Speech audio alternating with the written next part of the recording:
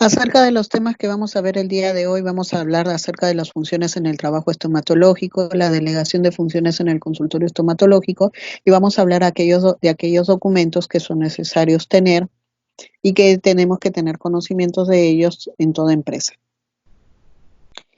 En relación a las orientaciones, tenemos como finalidad el desarrollo de las siguientes capacidades: conocer las funciones del trabajo estomatológico, conocer aquellos documentos que son necesarios para toda empresa, el MOF, el ROF, los protocolos, el delegar funciones en el consultorio estomatológico y confeccionar un organigrama, manuales y ergonomía. ¿Qué son las funciones? Eso es lo primero que debemos de definir el día de hoy. Las funciones vienen a ser el grupo de actividades similares en una organización y que se llevará a cabo por un personal determinado o por un grupo de personas determinadas con una función o tarea en común específica.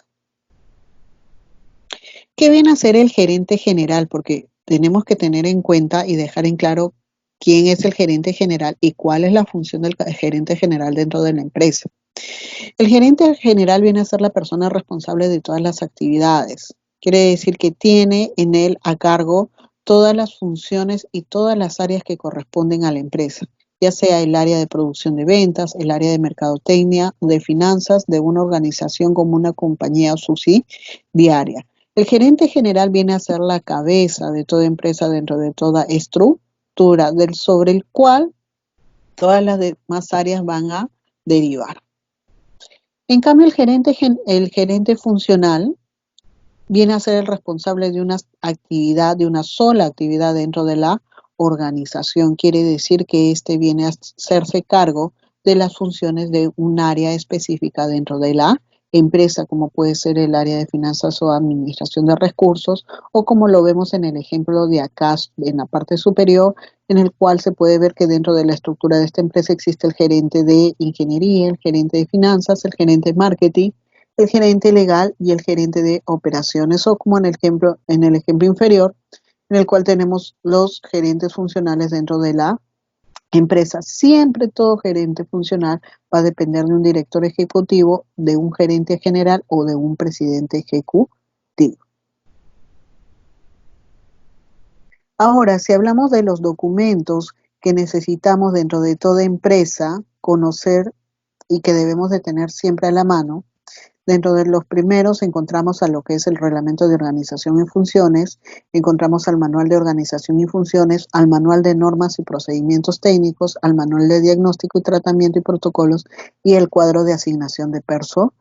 Estudiaremos cada uno de ellos. Empezaremos con el reglamento de organizaciones y funciones, que viene a ser el ROF.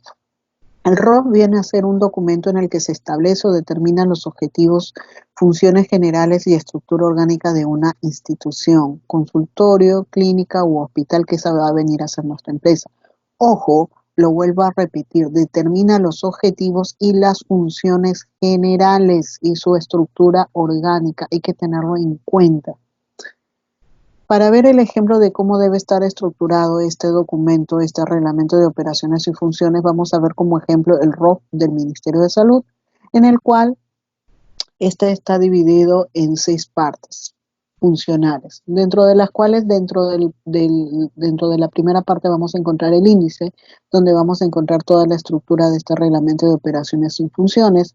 Dentro de lo que es el título 1, que corresponde a las generalidades, vamos a encontrar los objetivos, vamos a encontrar la naturaleza del Ministerio de Salud y los alcances del reglamento de esta empresa. En el título 2 ya vamos a ver o observar acerca de lo que es la organización, en las cuales vamos a encontrar su estructura orgánica y vamos a encontrar los objetivos funcionales de cada una de las unidades orgánicas del ministerio o de la empresa propiamente dicha. En el título 3 ya vamos a ver la estructura propiamente dicha. Vamos a ver cómo está organizada esta empresa, desde lo que va a ser la gerencia general o desde la persona o de la presidencia general, que quién es el que tiene el mando o el comando de esta empresa. En este caso, acá quien está a la cabeza del Ministerio de Salud viene a ser el ministro de Salud, ¿no? Porque por consiguiente, quien le sucede viene a ser el ministro de Salud y de ellos sobresalen lo que es el despacho ministerial y viceministerial, la Secretaría General, el Consejo Nacional de Salud, el área de inspectoría, el área de procuraduría y todas las oficinas generales y las direcciones generales que deriven de ellos. En el título número 4 o en el apartado número 4, ahí nos hablan acerca de las relaciones de la empresa.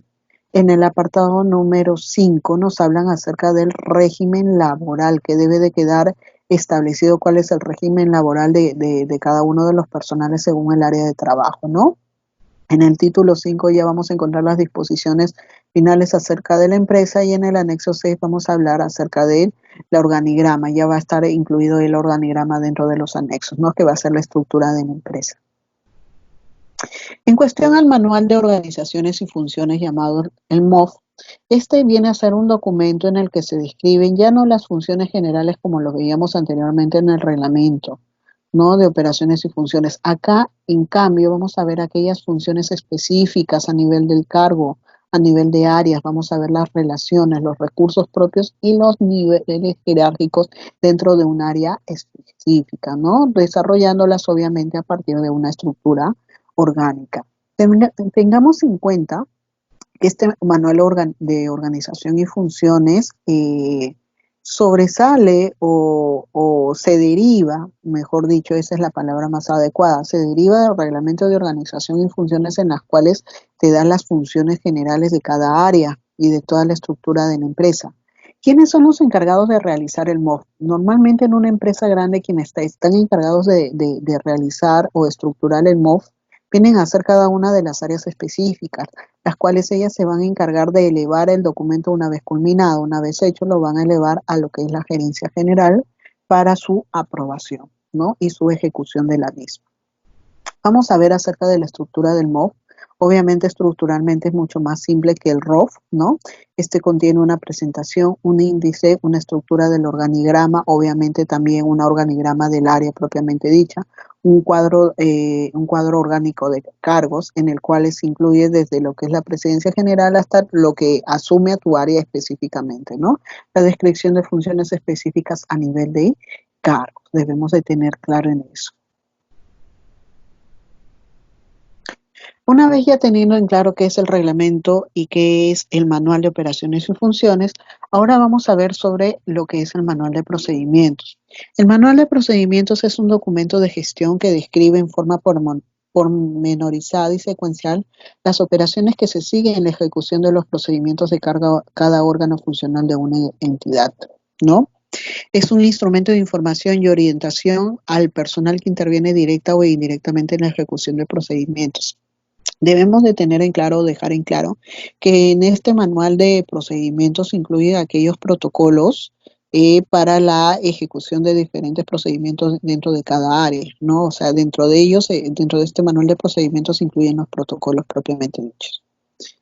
El cuadro de asignación, o también llamado el CAP, viene a ser un documento de gestión que contiene los cargos clasificados en base a la estructura orgánica prevista de su reglamento, obviamente deriva del reglamento de organización y funciones y a los objetivos y metas establecidos en su plan estratégico. Debemos que tener en claro que este cuadro de asignación de personal, ¿no? Quien tiene que conducir el proceso y la elaboración del mismo, ¿no? Dentro de la empresa, es responsabilidad del gerente general, ¿no? Que obviamente está en la facultad de él ser delegado a otros cargos de la empresa, pero es su responsabilidad propia el de realizarlo, ¿no? Y de derivarlo si hay una instancia superior a él, ¿no? O es responsabilidad de él también aprobarlo, ¿no? Teniendo en claro toda esta documentación que debemos de conocer y que de toda empresa debe de tener, ¿no?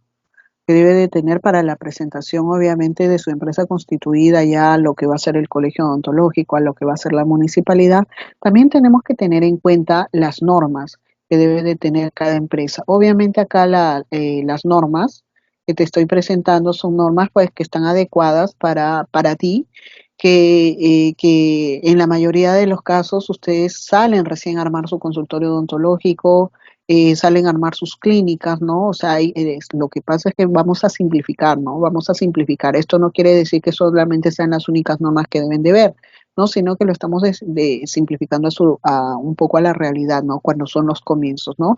Obviamente aquellos que ya tienen familia de odontólogos y en las cuales pues ya tienen una clínica odontológica establecida, pues ya en ellos es totalmente diferente.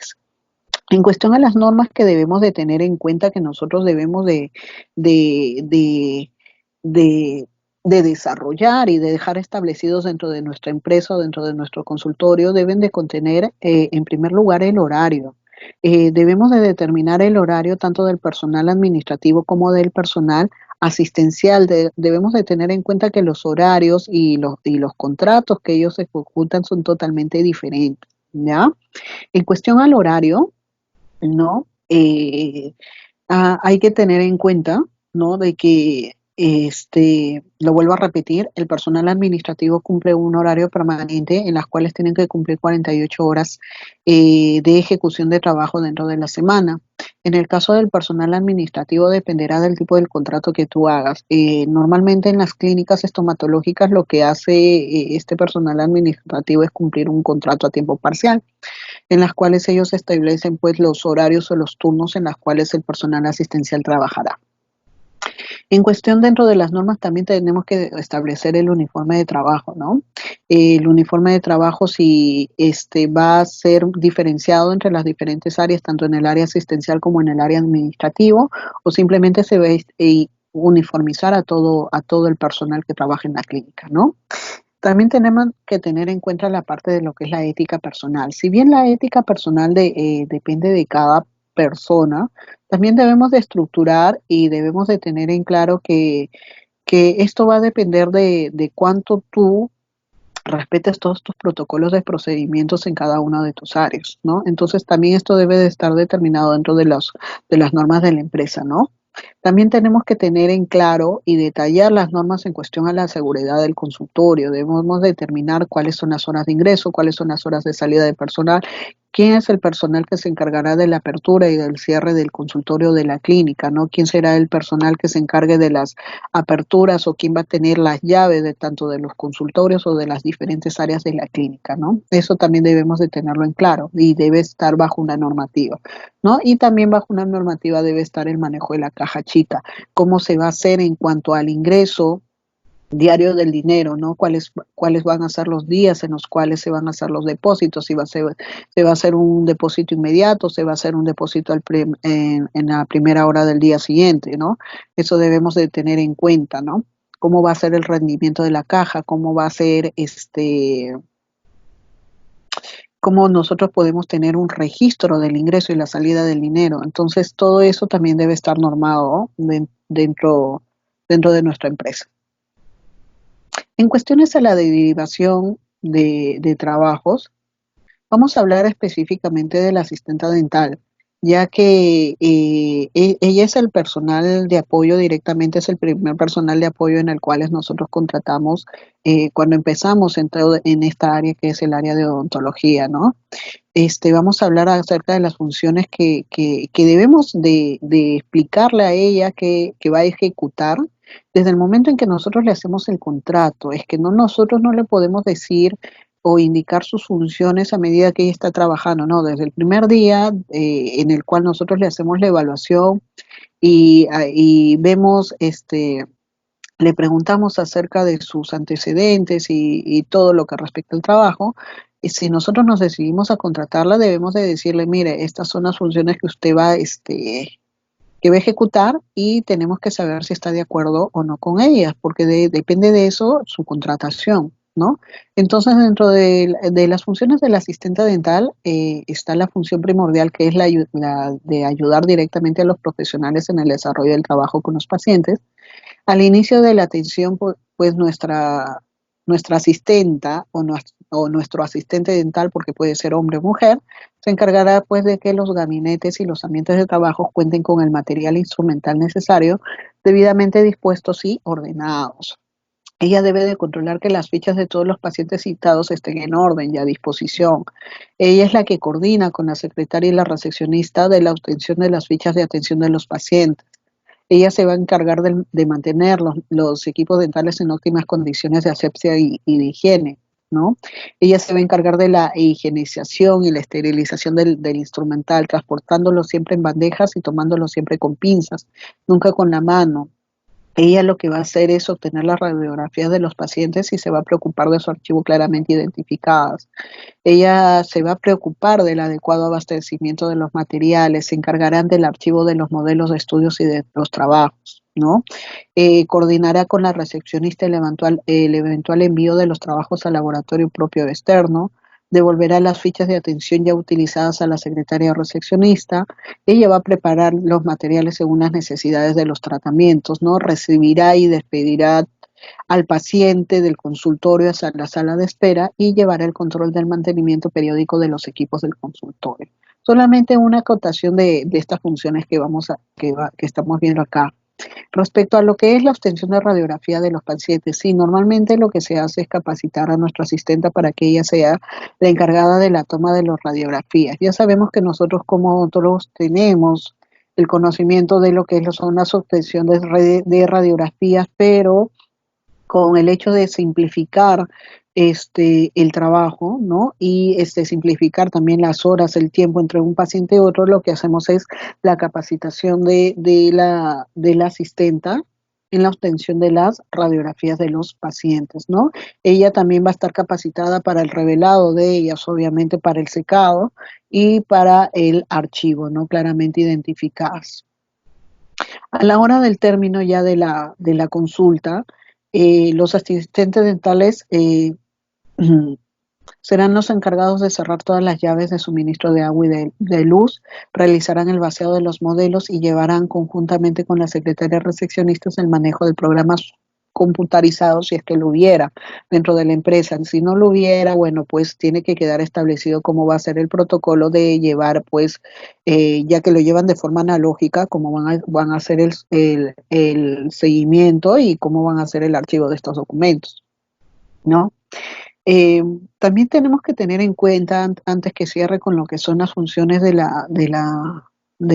que es la asistente dental, que debemos de tener en cuenta que nosotros como empresa tenemos la obligación no solamente de contratarlos y de ver de que estemos contratando a una persona preparada, ¿no? Es muy importante para nosotros el capacitar al personal que nosotros estamos contratando, ¿no? Y sobre todo capacitar al asistente dental, sobre todo el personal, el odontólogo o los odontólogos que van a trabajar con estas asistentes dentales tienen que estar totalmente capacitadas. Es que la asistente dental no, el asistente dental o el asistente dental tiene que ser una persona bastante versátil que se pueda adaptar a las diferentes formas de trabajo de los diferentes especialistas con los cuales ella va a trabajar, ¿no?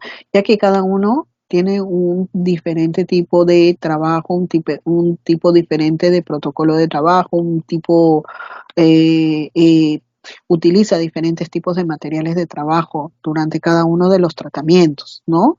Entonces, esta persona debe estar capacitada a saber cómo trabaja cada uno de los odontólogos, ¿no? A los cuales ella va a ayudar, ¿no? Durante el tratamiento.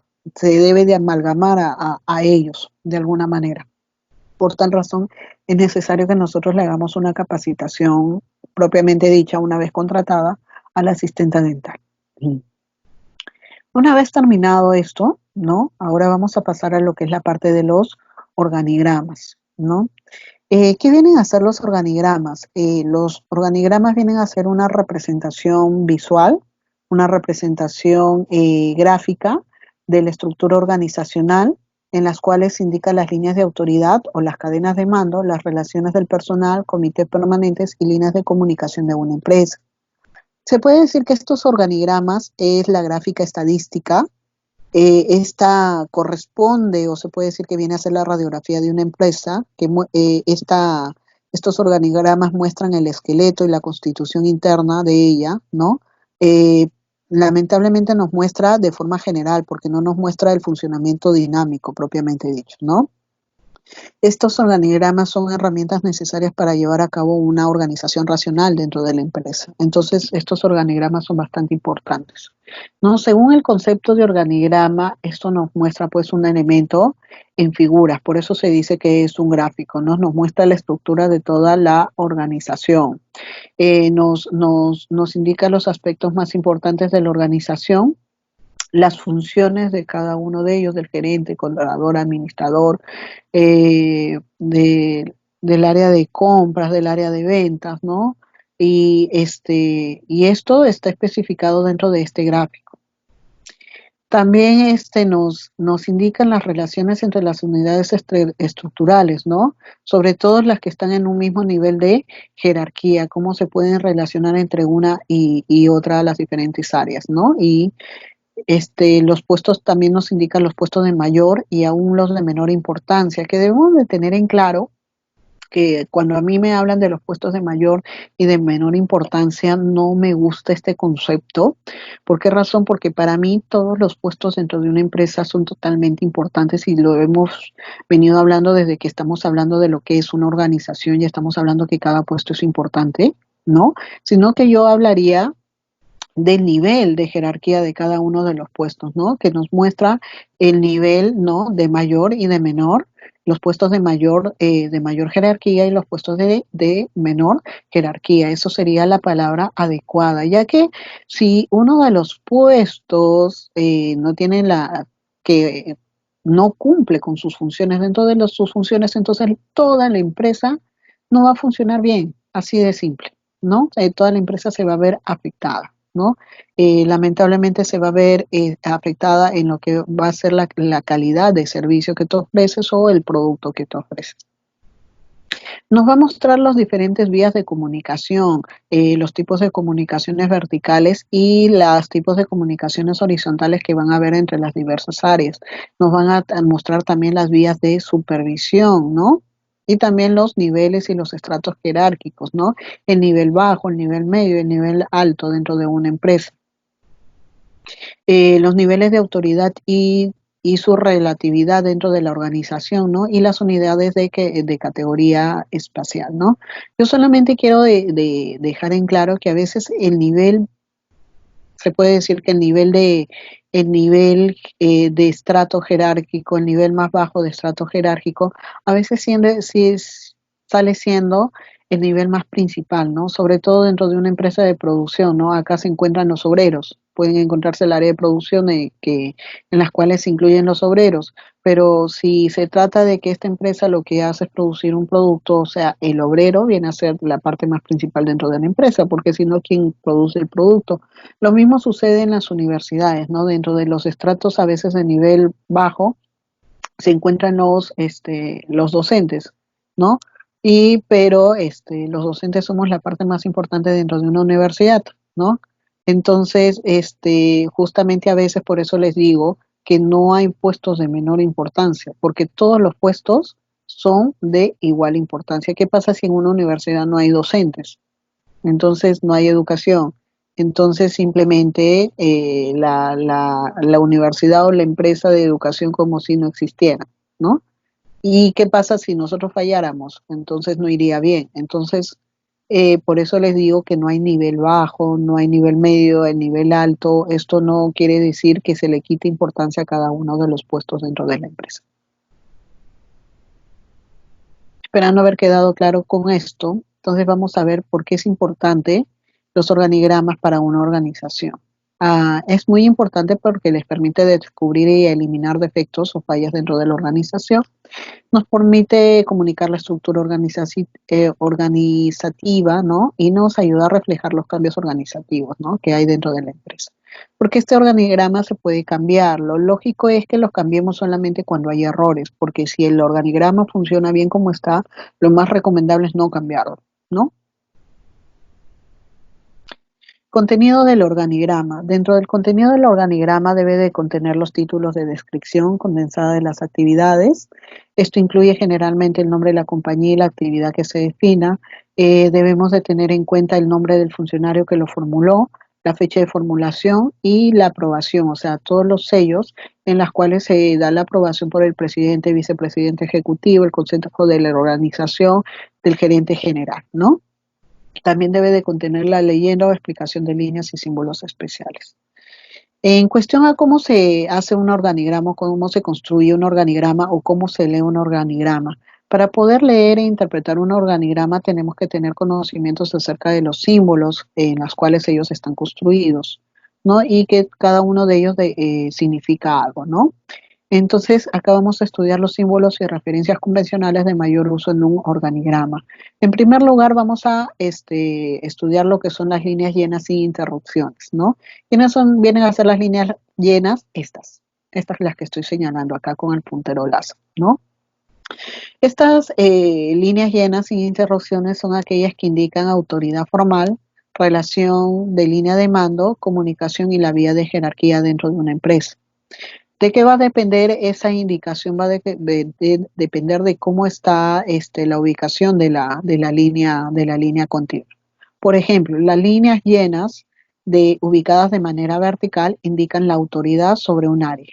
Por ejemplo, acá el presidente tiene autoridad sobre la vicepresidencia y la vicepresidencia tiene autoridad sobre el personal, sobre el área personal, sobre el área de archivo, el área de auditoría y el área jurídico. En cambio, las líneas continuas posicionadas de manera horizontal señalan especialización y correlación entre las diversas áreas. Señalan también que estas áreas están en un mismo nivel de jerarquía. En cuestión a que cuando la línea media cae sobre la parte media y encima de un recuadro indicado, esto indica mando, ¿no? Mando sobre un área. En este caso, la junta directiva tiene jerarquía sobre lo que es la gerencia general. ¿Qué quiere decir esto? Que si la gerencia general toma algunas decisiones, primero deben ser aprobadas por la junta directiva. Cuando la línea llena se coloca al lado de la figura geométrica, indica relación de apoyo. Como lo vemos acá, esta línea está ubicada al costado de la figura geométrica, me indica que hay una relación de apoyo. Debo de indicar que esta relación de apoyo es solamente para esta área, que es la gerencia general. Esta área de acá va a ser un área autónoma que no tiene injerencia sobre estas áreas contenidas dentro del organigrama. Acá normalmente se ubican los asesores.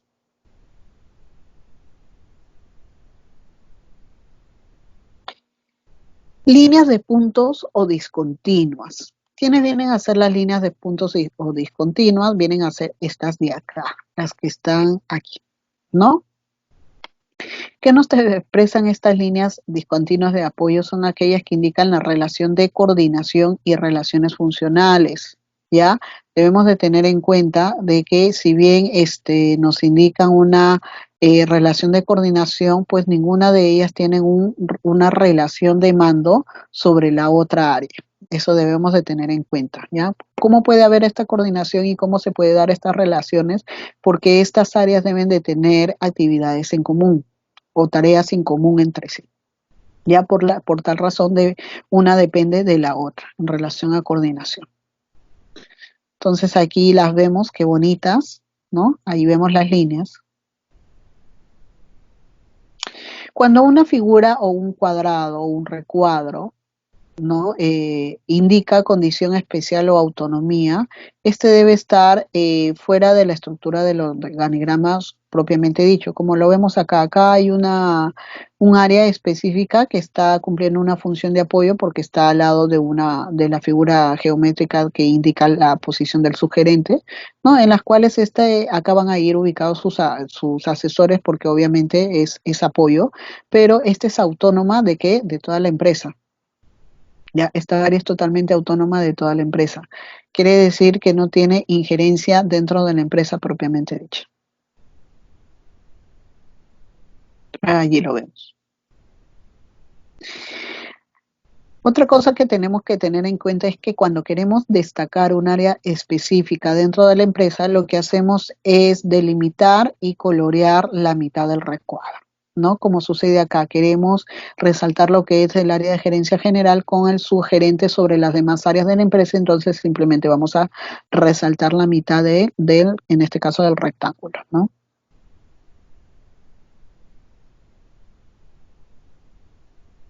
Una vez que ya conocemos los símbolos más clásicos y que indican las posiciones dentro de la empresa, vamos a ver las formas de organigramas que podemos encontrar. Según la forma y disposición geométrica, tanto de las líneas como de los cuadrados dentro del organigrama, se pueden presentar dos formas de organigramas, la forma vertical y la forma horizontal. Dentro de la forma vertical, vamos a tener lo que es cómo podemos saber que es un organigrama de forma vertical? ¿Cuál es el indicativo? Cuando la línea continua está ubicada de manera, o cuando la línea de mando está ubicada de manera vertical. Como por ejemplo vemos acá la línea de mando, en las cuales el gerente está sobre el subgerente y la línea de mando se encuentra de manera vertical.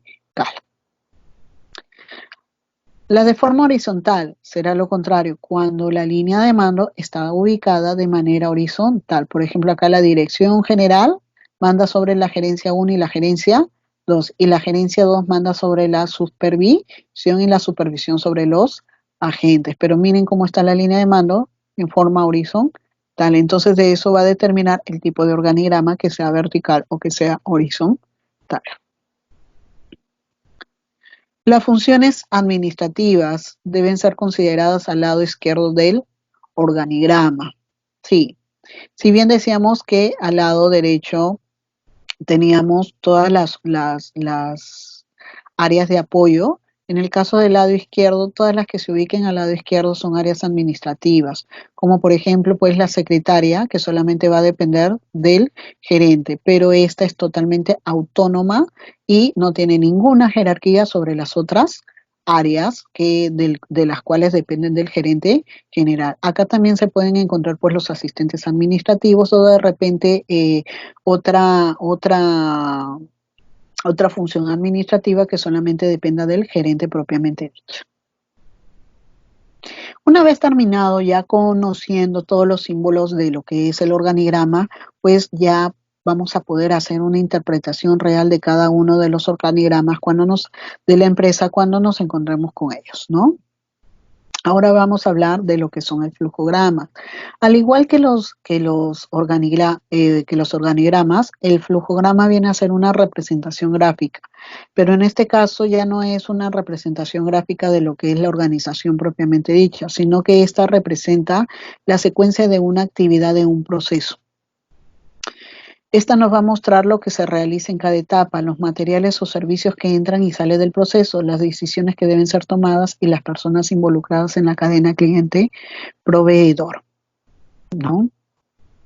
Entonces, para poder realizar o armar un flujograma, también tenemos que tener conocimientos de la simbología que se utiliza y qué significan cada uno de ellos, ¿no?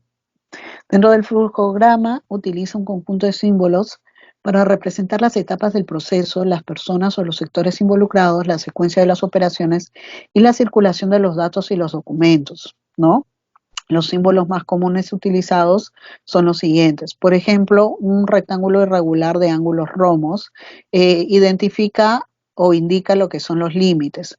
Este símbolo se utiliza para identificar el inicio y el fin de cada proceso. O sea, ustedes van a utilizar al inicio este símbolo geométrico al inicio y al final de su flujograma. El rectángulo indica operación, que quiere decir que representa una etapa del proceso específica, en el cual dentro de ella se debe contener el nombre de la etapa y de quién la ejecuta, ¿no?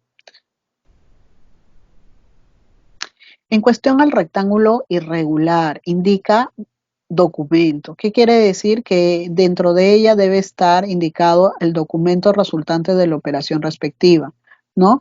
En su interior se debe de anotar el nombre que corresponda.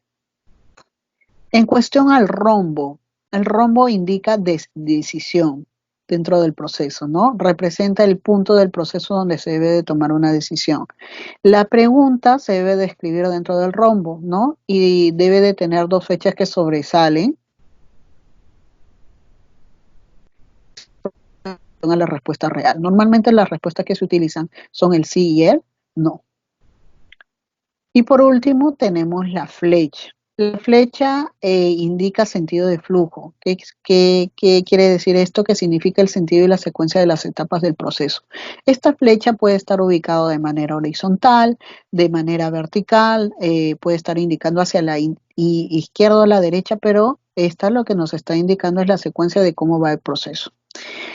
¿Para qué nos sirven estos flujogramas dentro de la empresa? Nos ayudan a entender un proceso, identifica las oportunidades de mejora de la situación actual de la empresa, diseña un nuevo proceso, incorpora las mejoras, o sea, una situación deseada, facilita la comunicación entre las personas involucradas en el mismo proceso, eh, divulga en forma clara y concisa informaciones sobre el proceso.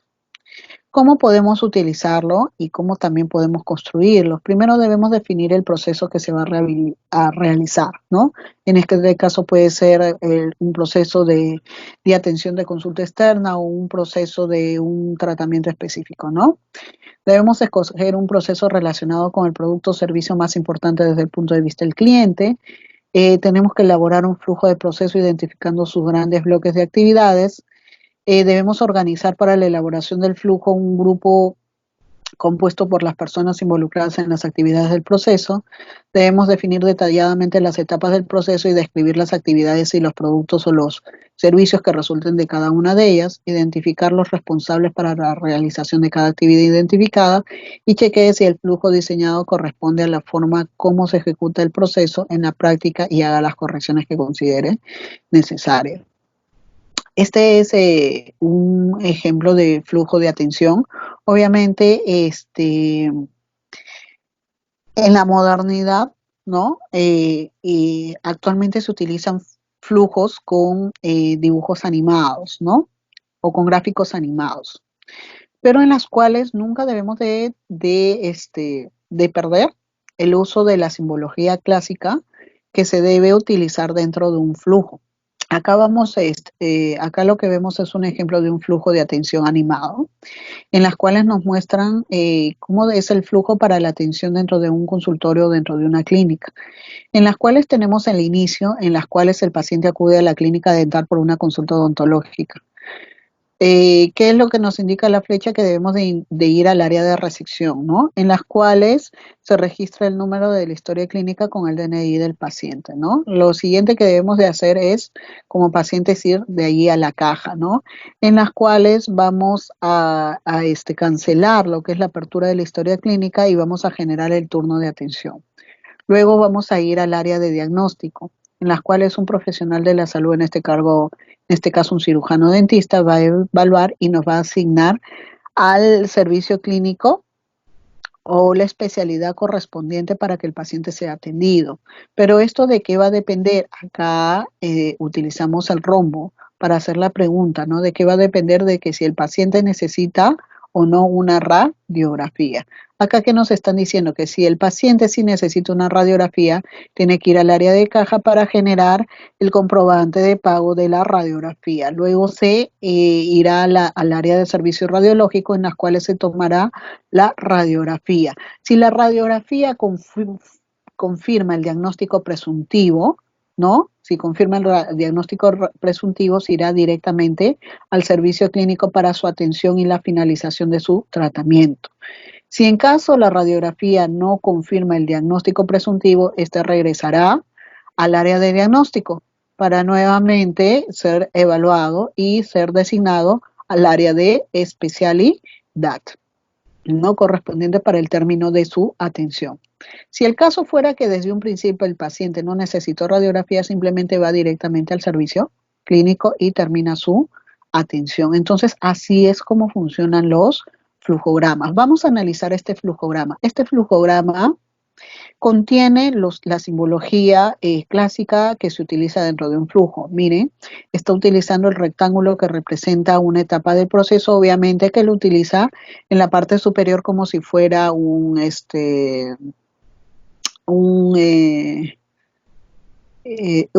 carpetita, un aviso de dónde está la recepción. Bueno, está utilizando el ángulo rectángulo, ¿no? También, ¿qué otro símbolo está utilizando? El símbolo clásico del rombo, ¿no? Que justamente se utiliza cuando se requiere la toma de decisión de un proceso, ¿no? ¿Qué otro símbolo clásico estamos utilizando? La flecha, ¿no? ¿Qué significa el sentido y la secuencia de las etapas dentro del proceso? ¿Cuál es el error que cometen dentro de este flujograma? Porque este flujograma presenta un error. Es que no utiliza el símbolo de inicio y de fin, que es el adecuado, que es el rectángulo irregular con ángulos rombos. O sea, ustedes tienen que utilizar, si bien va a ser animado, tienen que utilizar la simbología clásica que representa un flujograma de atención, ¿no? No los pueden cambiar intempestivamente como lo han hecho acá. Entonces, sí, este flujograma de atención presenta un error. Acá estamos viendo otro ejemplo de flujograma. Acá este ya es del Ministerio de Salud para lo que es la atención en consultorio externo, en las cuales nos han puesto las áreas o los servicios, ¿no? En las cuales se va a efectuar todo el proceso y nos están poniendo las personas, ¿no? Las personas que van a entrar dentro de este proceso. En primer lugar, acá se considera el paciente nuevo y de ahí todas las personas que van a estar involucradas dentro del proceso y los productos que se van a obtener de cada proceso. Acá para explicarlo, miren, y de ahí vamos a analizar la simbología que se utiliza, ¿no? Acá inicia el proceso en las cuales el paciente acude para la atención, ¿no? Esto se da en el ingreso del centro, tiene que acudir al área de triaje donde va a ser atendido por un médico y una enfermera, en las cuales le va a hacer la entrega de un ticket. Luego, este paciente debe irse a la oficina de seguros, en las cuales en las cuales un personal técnico administrativo le va a hacer la entrega del formato de atención. Luego él se va a dirigir al área de admisión, en las cuales un técnico de enfermería, un técnico administrativo le va a otorgar la cita y la ubicación de su historia y va a ubicar la historia clínica. Luego el paciente se va a ir al área de consultorio externo, ¿no? Donde va a ser recepcionado o se va a recepcionar al paciente por un enfermero técnico o enfermera, ¿no? Y después en la misma área el paciente va a ser atendido, ¿no? ¿Por quién? Por un profesional asistencial. En este caso puede ser un médico, puede ser un cirujano dentista. Luego de haber sido atendido, el paciente se va a dirigir al área de farmacia, donde va a ser atendido por un técnico de farmacia, en las cuales le va a despachar su receta, ¿no? Una vez despachada su receta, terminó la consulta externa del paciente en el cual ya fue atendido y debe dirigirse a la salida, ¿no?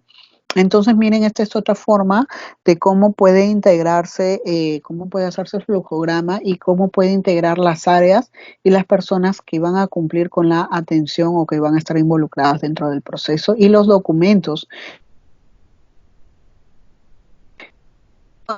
figuras que se han utilizado para utilizar ese flujograma, el rectángulo con ángulo romo, que ya se había indicado, que indicaban el inicio y el fin del proceso, se está utilizando lo que es el rectángulo irregular, que simboliza o que contiene el documento resultante de una operación respectiva. En este caso, en el triaje, lo que están haciendo es la entrega del ticket, ¿no? ¿Cuál es la otra figura que se está utilizando?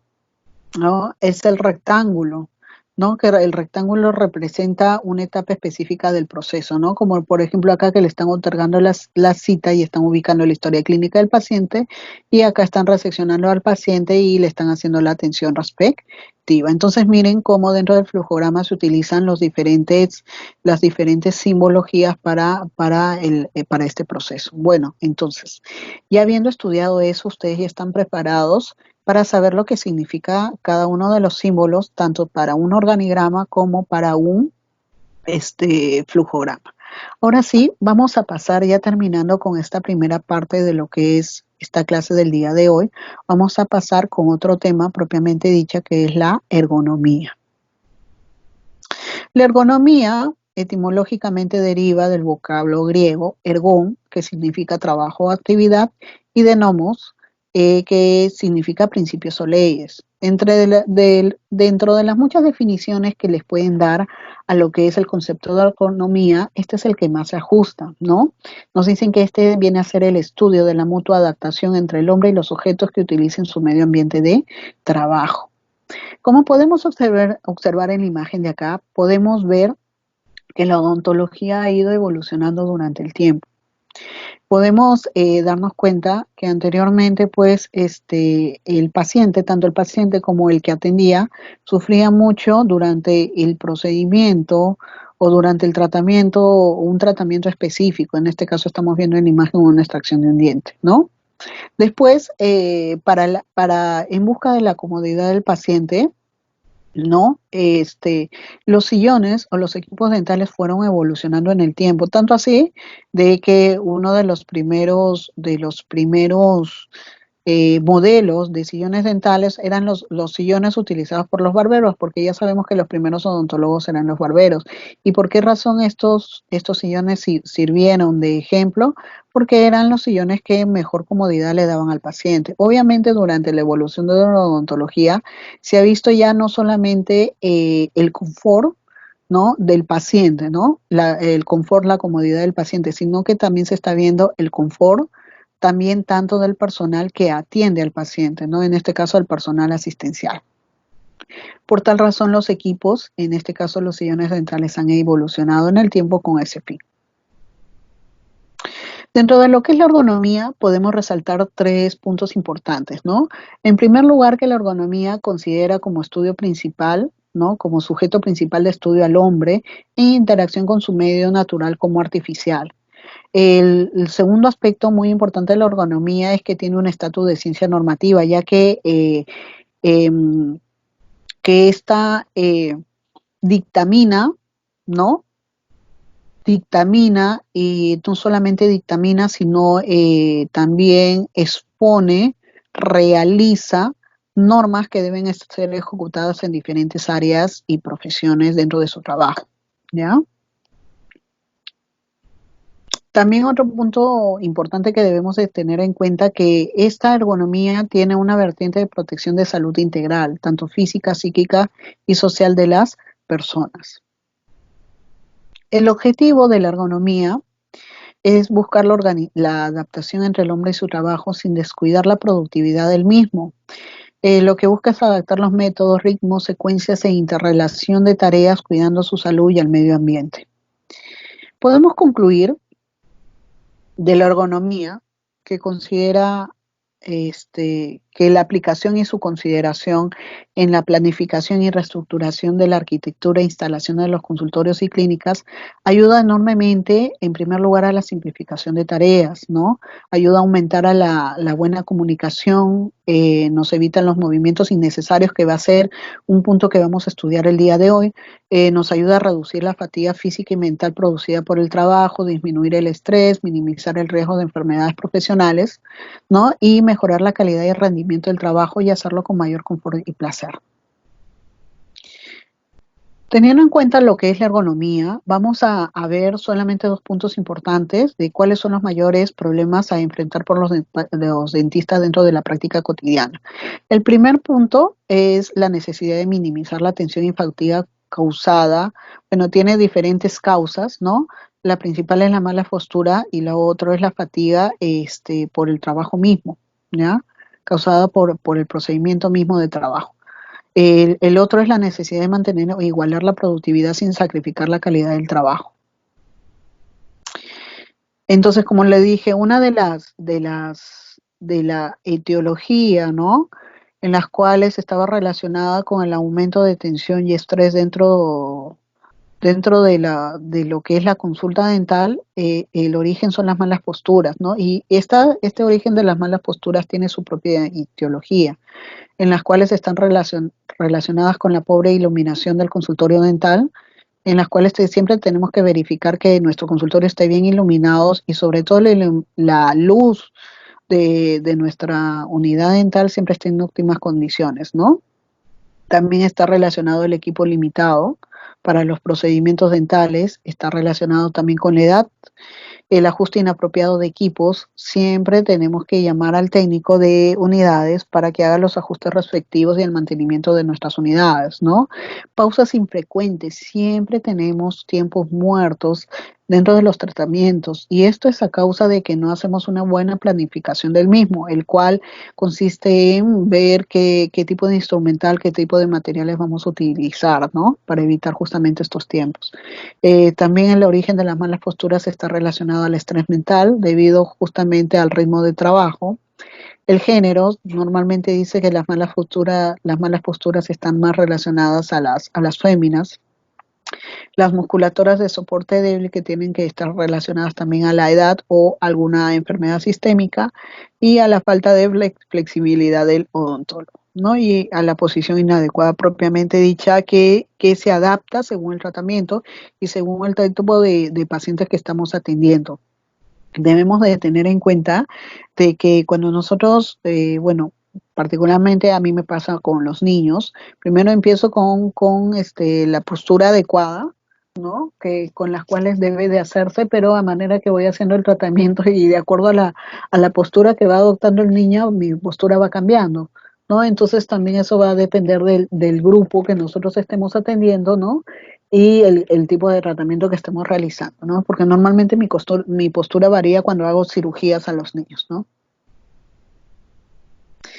¿Qué soluciones se han planteado, qué soluciones se han planteado para minimizar estos daños que se pueden ocasionar dentro de la consulta odontológica, ¿no? El daño más que todo, ahorita es la preocupación es el odontólogo propiamente dicho, ¿no?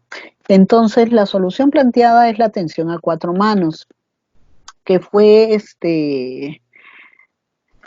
que fue una solución planteada por la Escuela Dental de la Universidad de Alabama, ¿no? Que produce el concepto de cirugía o práctica dental a cuatro manos que hasta la fecha se ha mantenido, y es más, no solamente se ha mantenido, sino que ha sido adoptado por otras escuelas dentales y es practicado por los dentistas a nivel nacional e internacional. ¿Qué beneficios nos trae esta atención a cuatro manos? En primer lugar, nos trae un aumento de la eficiencia y de la productividad, ¿no? ¿Por qué razón? Porque esto nos ayuda a la simplificación de tareas. El otro beneficio es el enfoque, ya que disminuye los tiempos muertos. Justamente les decía, ¿no? Siempre cuando empezamos con lo que es la práctica odontológica, siempre tenemos tiempos muertos durante los tratamientos y esto es debido a que hacemos una mala planificación del tratamiento, ¿no? En el cual no tenemos en cuenta el instrumental que es necesario que debemos utilizar durante el tratamiento, ni mucho menos el material, ¿no? Esta ayuda a cuatro manos nos ayuda a que sea nuestra asistente dental la que se encargue justamente de verificar que todo lo planificado esté tal y como se ha quedado, ¿no? Reducir la rotación del personal, ¿no? Ayuda a reducir la rotación del personal, sí. Reducen los movimientos del personal asistencial que va a ser motivo de estudio acá. Y eso no es muy beneficioso porque también nos ayuda a simplificar el tiempo que utilizado durante el tratamiento. Nos ayuda a mejorar la salud y la postura, sí, reduce las lesiones y el cansancio. Evita los esfuerzos innecesarios, ya que nos ayuda a economizar tiempo y nos ayuda a economizar los movimientos, que está relacionado con el punto número 3 que reduce la rotación del personal, ¿no? Eh, este, este dogma de hacer el trabajo a cuatro manos también también contiene sus principios propios dentro de esta normativa, ¿no? Dentro del primer principio está lo que es la posición, ¿no? El dentista y el ayudante realizan sus trabajos sentados al lado del paciente en forma apropiada, evitando trabajos parados. Eso es lo primero que debemos de tener en cuenta, que las posiciones ahorita las vamos a estudiar más adelante. Otro es la utilización del auxiliar. El operador usa las habilidades del ayudante para realizar tareas periféricas de apoyo a su trabajo. Lo vuelvo a decir y lo vuelvo a repetir, ¿no? Como ya se lo dije cuando estábamos estudiando o viendo, conociendo las funciones del asistente dental, ¿no? Nosotros como cirujanos dentistas tenemos la obligación de capacitar a nuestro personal auxiliar que va a ser parte del tratamiento odontológico, ¿no? Que va a ayudar durante el tratamiento odontológico. Debemos de capacitarlo y tener en cuenta de que este se debe de adictar a nuestro ritmo de trabajo y debe de conocer los materiales y los procedimientos, cómo realizamos durante el tratamiento específico durante cualquier tratamiento específico que realicemos, ¿no? Eh, otra cosa que debemos de tener en cuenta es la organización del tratamiento, ¿no? Cada aspecto del tratamiento del paciente está organizado y simplificado y aprovecha al máximo la posición del operador y del asistente, ¿no? Lo vuelvo a lo dicho. La planificación es básica, ¿no? Porque de la planificación tú vas a saber qué material y qué instrumento vas a necesitar y eso te va a ayudar a simplificar bastante el tratamiento. Otro punto importante es la unidad dental o equipo dental, ¿no? Que permite al profesional y asistente operar con los principios de simplificación de trabajo y economía en el movimiento. El mantenimiento con el técnico es primordial, punto número uno. Otro, yo se los dije anteriormente, la unidad dental. Ahora, actualmente cuando tú vas a hacer la compra, te la pueden adaptar a tu ritmo de trabajo, a como tú quieras, ¿no? Esto es primordial, ¿no? Saber cuál es qué es lo que tú quieres de tu unidad dental y le das las especificaciones a la casa donde tú vayas a comprarlo, ¿no? Yo quiero que la luz sea en base a sensor, ¿no? Porque no quiero yo tocarla para evitar la contaminación, ¿no? Entonces simplemente le pones sensor a la luz, ¿no? Quiero que el suctor, el botón está adherido a la zona de los pedales, entonces lo adhieres ahí a la zona de pedales, ¿para qué? Para que simplemente con tus manos no tengas que estar prendiendo y apagando el suctor. Entonces, son adaptaciones que tú puedes realizarle a tu unidad dental.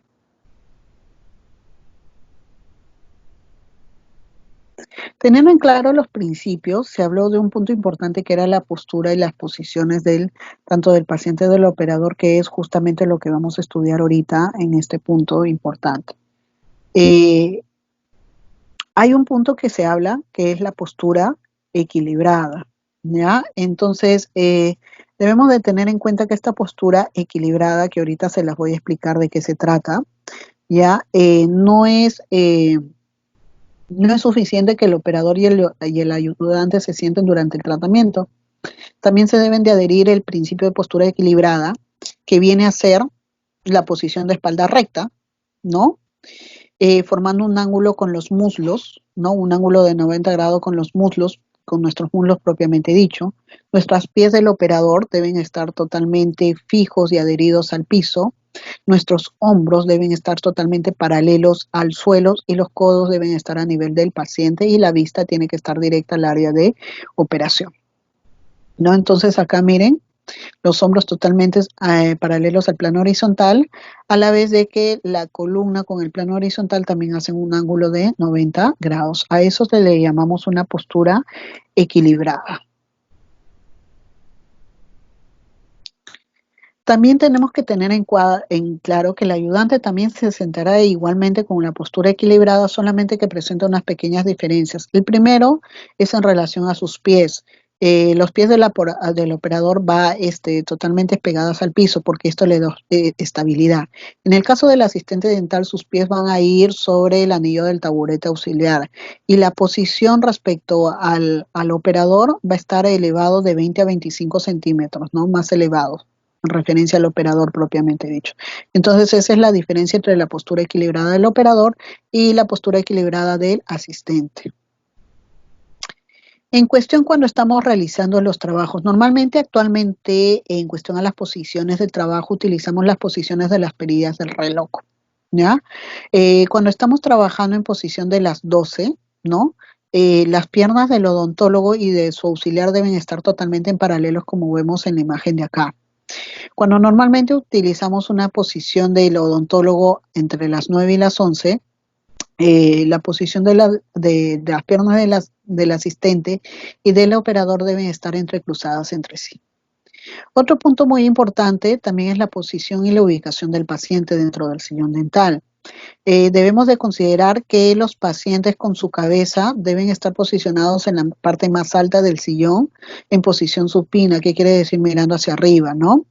Esta posición también del paciente debe estar definida entre lo que es el hombro y el codo del paciente. Acá está el codo del paciente y el hombro del paciente. O sea, debe estar definida entre esta posición, la posición propiamente del paciente, como vemos acá en las imágenes, ¿no? Y también la posición del paciente debe estar a un nivel pues en que el operador pueda maniobrar sin problemas sobre él, ¿no? Entonces, miren, acá vemos el concepto de una unidad dividida en las cuales se trabaja a cuatro manos, siguiendo el concepto de postura equilibrada, tanto del operador como del asistente, en las cuales nos indican las posiciones de las mesas de trabajo. En este caso, acá tenemos una mesa de trabajo en las cuales hay una zona directa en las cuales va a tener acceso lo que es el operador y otra en las que va a tener acceso lo que es la asistente dental y su mesa de trabajo de la unidad propiamente dicha. Otra de las posturas que podemos adoptar según lo que es la posición de las agujas de reloj es cuando estamos en posición 8. Normalmente se indica que cuando estamos en posición 8 es cuando hacemos tratamientos de los cuadrantes 2 y 4, ¿no? Cuando estemos en la posición de las 11, normalmente debemos realizar tratamientos de los cuadrantes 1 y 3, ¿no? Y cuando estamos en posición a las 12, entre las 12 y la 1, debemos hacer tratamientos de los cuadrantes 1, 2, 3 y 4, pero regidos solamente a la zona anterior de la boca. Otro caso que tenemos que tener en cuenta en relación a las posiciones es cuando nosotros estamos haciendo tratamientos ubicados en el arco mandibular, ¿no? Lo que debemos de hacer es cambiar la posición del paciente, que es bajar el respaldo, ¿no?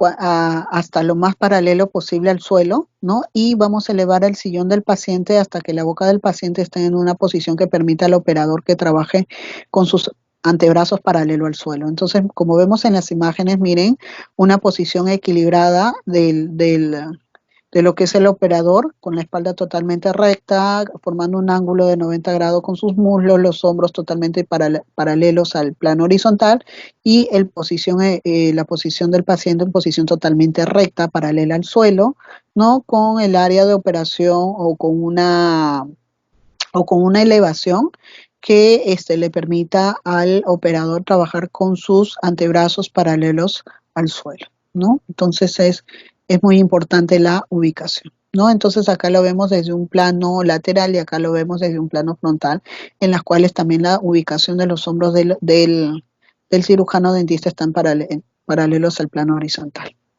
En esta imagen entonces podemos ver cuál es la posición correcta, la postura equilibrada que debemos normalmente de tener todos los odontólogos, ¿no? Y cómo se va perdiendo durante los tratamientos, que esto es lo inadecuado, ¿no? Lo incorrecto totalmente.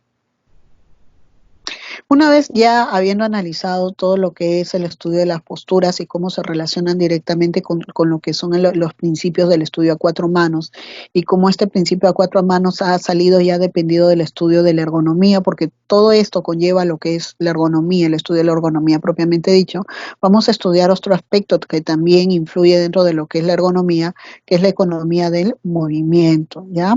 La economía del movimiento y simplificación de trabajo crean los beneficios inmediatos con la aplicación de conceptos de práctica dental a cuatro manos. O sea, esta práctica a cuatro manos lo que nos hace es economizar movimientos y nos hace simplificar los trabajos, ¿no?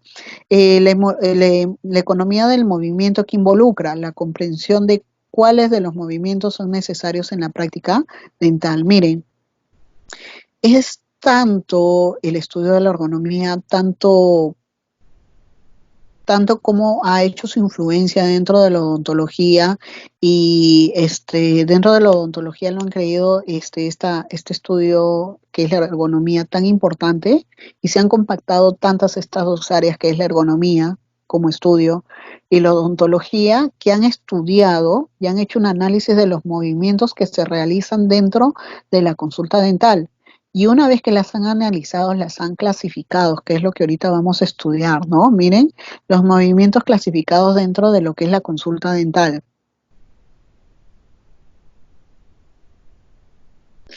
Entonces, miren, la clasificación va desde la clase 1 hasta la clase 5, que es lo que vamos a estudiar. Cuando realizamos solamente el movimiento de traslado en instrumento, como por ejemplo, yo lo que voy a hacer es coger el explorador durante mi examen clínico y lo voy a llevar a la boca del paciente. Ese solo movimiento está considerado dentro de la clase 1. Cuando ya utilizamos el movimiento de los dedos y las muñecas, como por ejemplo cuando realizamos la aplicación del dique de goma, estamos hablando de una clasificación de movimiento del tipo 2. Cuando las muñecas y el codo, como cuando realizamos el traslado de las jeringas de aire y de agua, y estamos hablando de un movimiento de clase 3. Cuando utilizamos el movimiento del brazo entero hasta el hombro, cambiando la posición, como por ejemplo cuando lo hacemos, cuando cambiamos la posición de la luz del operador, estamos hablando de un tipo de movimiento de clase 4. Y cuando ya hacemos el movimiento del brazo entero y el tronco, como por ejemplo cuando nos lavamos las manos o examinamos las radiografías, ya estamos haciendo un movimiento del tipo 5. Ya, entonces, ¿qué podemos decir? Que cuando el número, ¿cómo se relaciona esto para que ustedes lo entiendan? Cuando el número de músculos involucrados en el movimiento aumenta, el movimiento se hace menos delicado y menos preciso. Y recuerden que nosotros trabajamos en base a la delicadeza, ¿ya? Para, para minimizar la longitud e intensidad de los movimientos durante el tratamiento, que debemos de hacer, debemos de posicionar el equipo dental y los artículos utilizados en el tratamiento de la forma más adecuada. Una vez que hemos estudiado lo que es la economización de lo que es los movimientos, ahora vamos a ver la simplificación del trabajo. Esta simplificación del trabajo está basada en 4 principios fundamentales. La primera es la reubicación. ¿Y de qué se trata la reubicación? Nos dice que debemos de aprovechar mejor el tiempo y el espacio disponibles. Es posible ubicar, ¿no? O sea, ubicando los componentes del equipo en el consultorio, reorganizándose el sistema de cita de los pacientes y redefinir los pasos de los procedimientos dentales. De eso se trata la reubicación, no solamente de los equipos, sino de todo el sistema en sí que pueda intervenir durante el tratamiento dental. El otro punto el otro principio importante es la eliminación, ¿ya? La eliminación es considerado el principio de simplificación de trabajo más fácil de llevar a cabo, ¿no? Un 100% de ahorro de tiempo, ¿no? Puede lograrse si se elimina un artículo innecesario en un procedimiento de equipo, movimiento o el paso procesal meramente dicho. Un ejemplo de cómo se pueden eliminar algunos procedimientos o algunos pasos, por ejemplo, es el que nosotros hemos hecho estudiando en cuánto nos afecta o en cuánto tiempo nos afecta el uso de la escupidera por parte del paciente o durante el uso de algunos tratamientos. Hay estudios, ¿no?, que nos dicen que ya la mayoría de los odontólogos hemos comprendido a la actualidad la necesidad de la succión de alto vacío con el uso de la turbina dental, ¿no?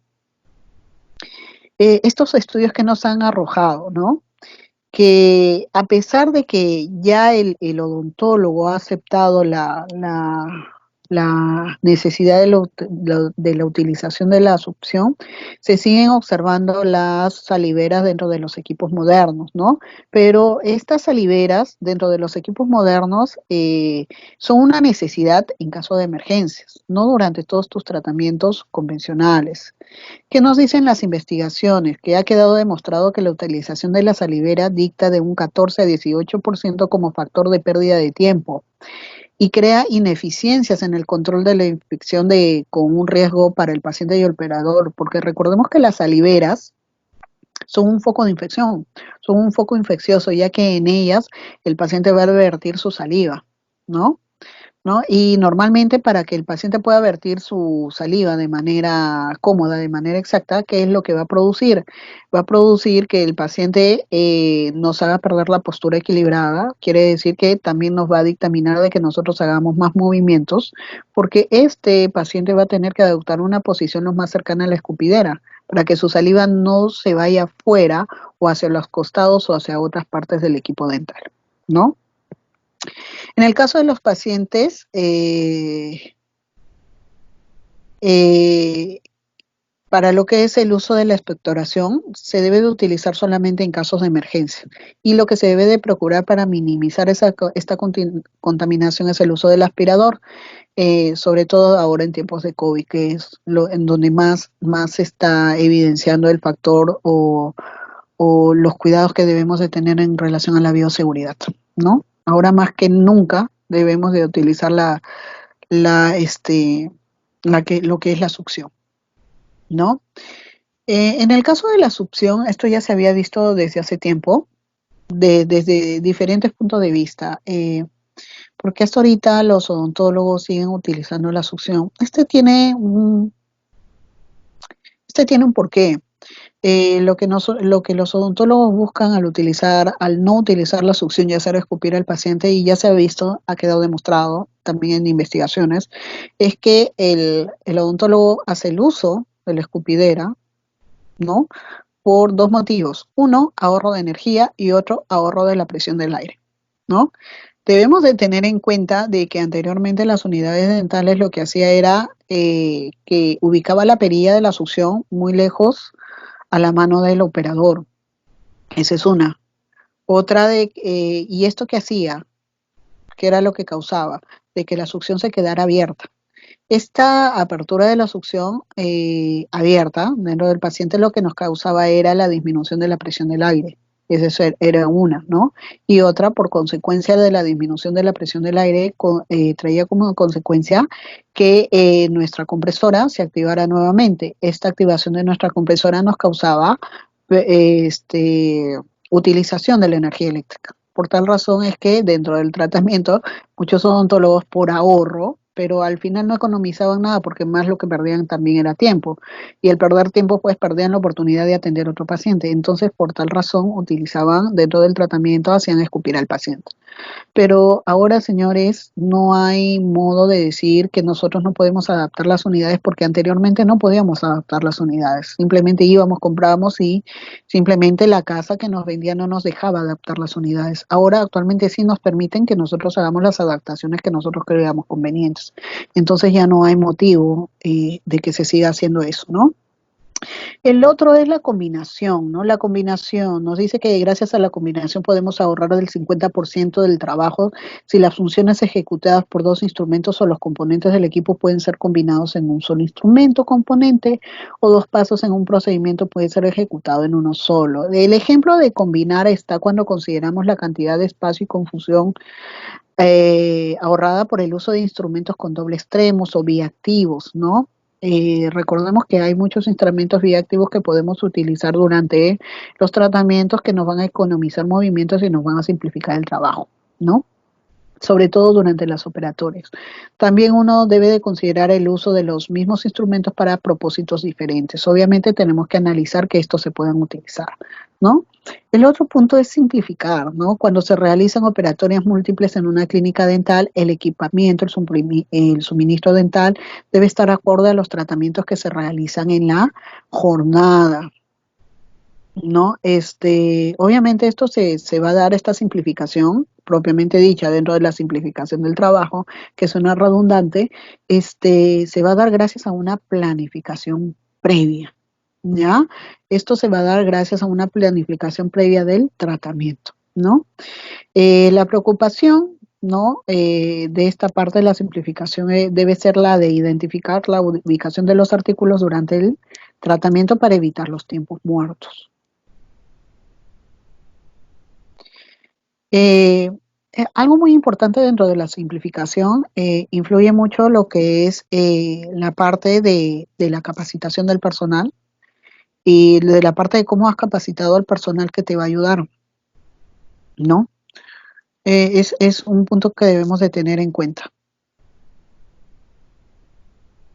Para ir ya cerrando con este concepto de ergonomía, ¿no?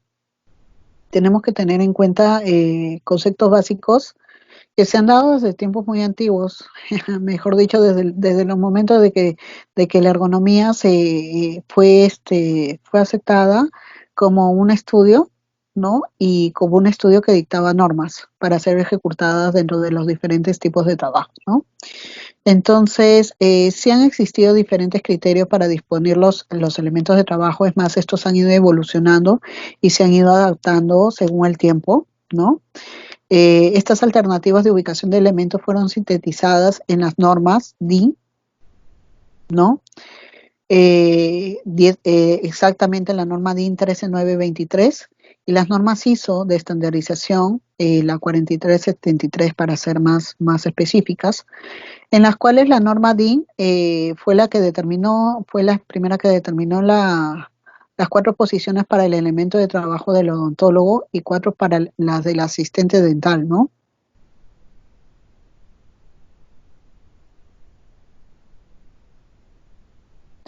Dentro de las cuales de los elementos que la posición de los elementos del odontólogo, miren, acá hay 4 posiciones y acá hay 4 posiciones para lo que es la posición del asistente dental propiamente dicha, ¿no? En las cuales siempre van a ir en relación a la posición del odontólogo propiamente dicho, ¿no? Siempre lo que va a procurar es la posición del odontólogo paralelo y enfrente a su asistente dental, ¿no? Paralelo y enfrente a su asistente dental. Acá vemos la posición 2 y de las bandejas del instrumental en la posición 3 y en la posición 4. Actualmente esas normas que se dieron en las normas que se pudieron estudiar en las normas DIN o que se ejecutaron a través de las normas que se dieron a través de las normas DIN han ido evolucionando en el tiempo y ahora en cuestión a la posición de trabajo se utiliza más lo que son las posiciones dispuestas por las manecillas de las agujas del reloj, en las cuales la posición 12 está a la cabeza o la está dictaminada por la posición de la cabeza del paciente. La posición 6 es la que se relaciona con los pies, ¿no? Con la zona de los pies del paciente. La posición 3 es la que está a la izquierda del paciente y la posición 9 es la que está a la derecha de él, la posición del paciente. Las ubicaciones del odontólogo se va a dar entre lo que es la posición 3 y la posición 9 para la realización de los tratamientos.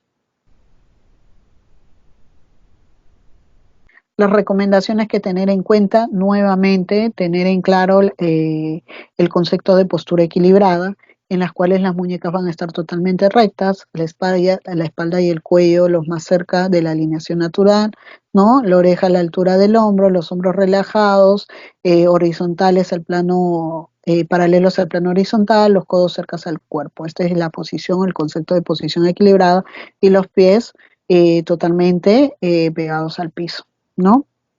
Entonces, chicos, esta parte es de alguna manera lo que dictamina la posición, pero estamos viendo que no solamente es la posición, no solamente es la postura, no solamente es simplificar el trabajo, no solamente es economizar o minimizar los movimientos, ¿no? Es todo un estudio lo que conlleva lo que es el concepto de ergonomía en odontología propiamente dicho, ¿no?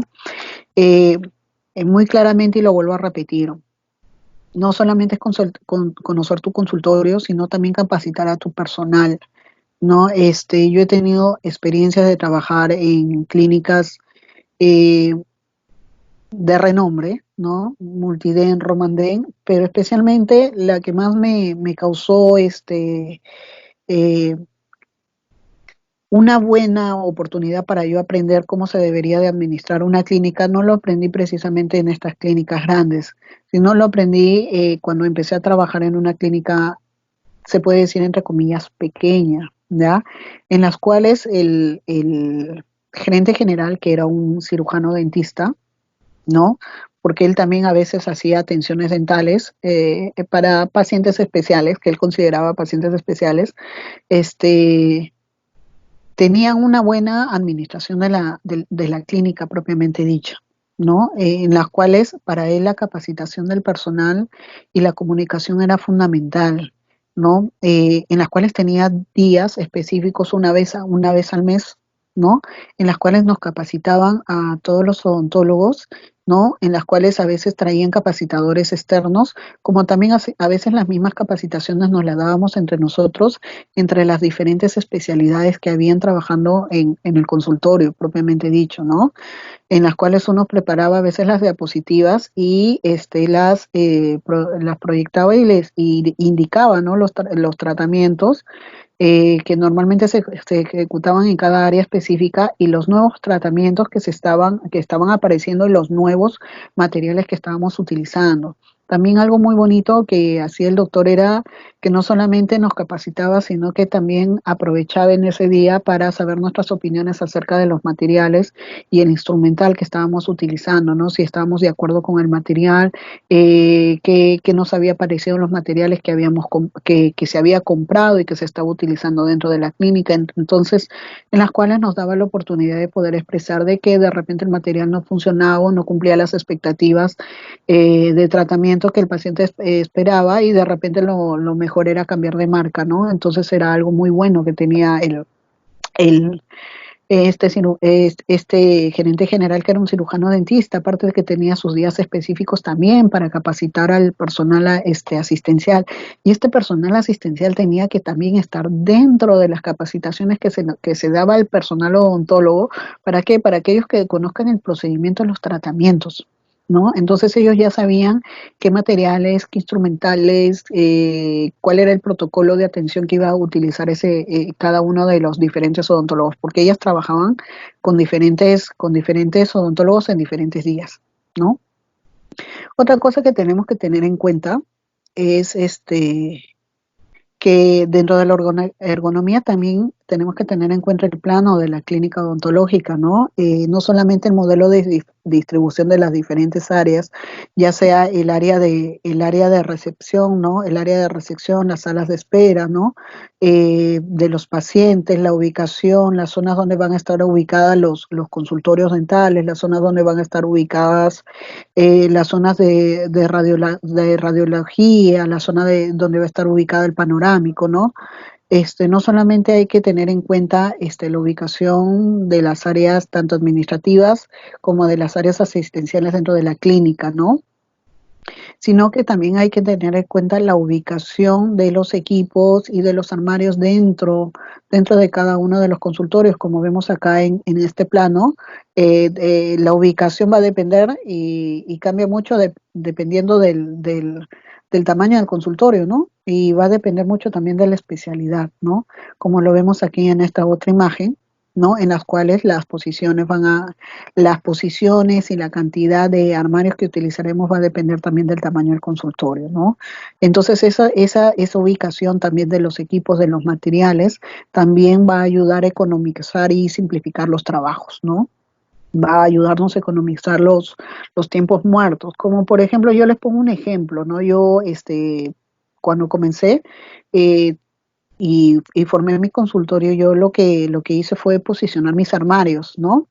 De la mejor manera que me deje un espacio entre lo que era el que me deje un espacio entre lo que era la puerta, la entrada del consultorio y lo que era mi equipo dental.